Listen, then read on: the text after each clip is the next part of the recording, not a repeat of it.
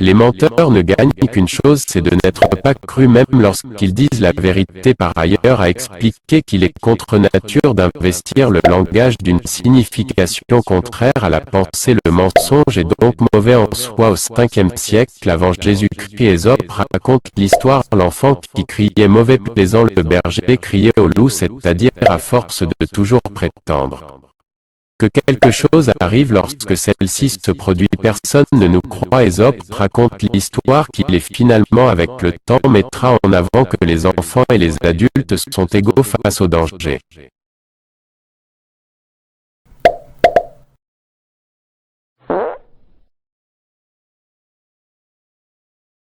Les menteurs ne gagnent qu'une chose, c'est de n'être pas crus même lorsqu'ils disent la vérité. Par ailleurs, a expliqué qu'il est contre nature d'investir le langage d'une signification contraire à la pensée. Le mensonge est donc mauvais en soi. Au 5e siècle avant Jésus-Christ, Ésope raconte l'histoire de l'enfant qui criait mauvais plaisant, le berger criait au loup, c'est-à-dire à force de toujours prétendre que quelque chose arrive lorsque celle-ci se produit. Personne ne nous croit. Ésope raconte l'histoire qu'il est finalement avec le temps mettra en avant que les enfants et les adultes sont égaux face au danger.